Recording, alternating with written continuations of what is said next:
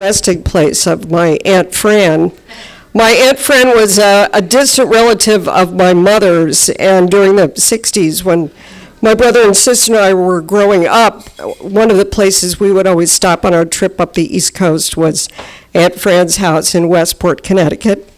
And she had a house on the Aspetuck River, which behind her house at that point was just kind of a little creek.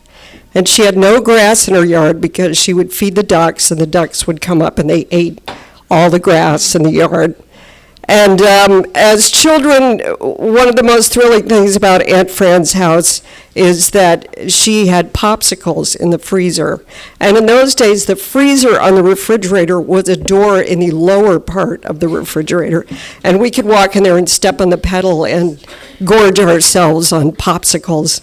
And she also had a house full of dachshunds that never seemed to be able to make it outside before they had to pee. So there was a particular scent to Aunt Fran's house that was always memorable. And I don't think I ever saw Aunt Fran in anything other than a bathing suit or a bathrobe. That was pretty much, I think my brother saw her in her bra one time and she said, "Oh, Vernie, that's a bonus." So she was a character. And the salient point about my Aunt Fran was that she wanted to be reincarnated as a seagull.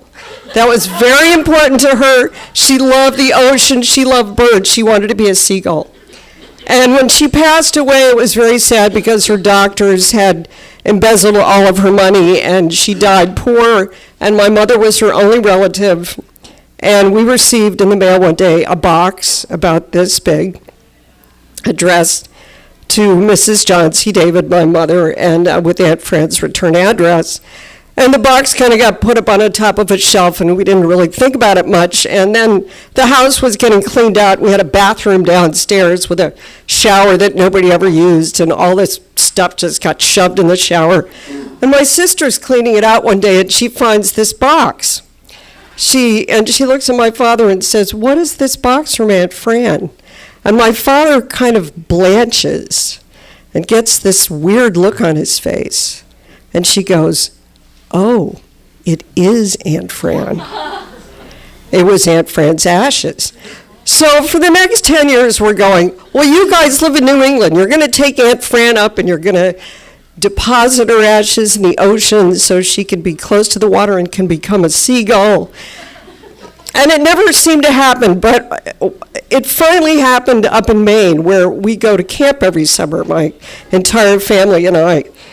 And we took Aunt Fran up to camp, but we didn't really want the camp to know that we were going to drop somebody's ashes in the lake right by the camp. That seemed like not exactly family camp kind of activity. So we took her out in a canoe, and we paddled behind an island that is very close to the camp. And it was my job to open up the box and drop the ashes. And it was a beautiful, bright, sunny day. And, one thing I did forget to say about the shower is we all kind of joked that, well, a shower at least has water in it, so she was close when she was in the shower to being in the ocean.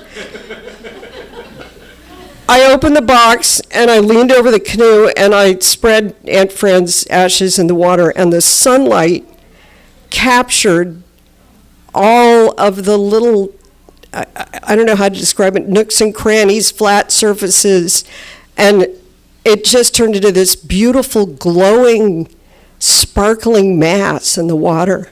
And we all just kind of held our breath, like Aunt Fran is finally where she ought to be.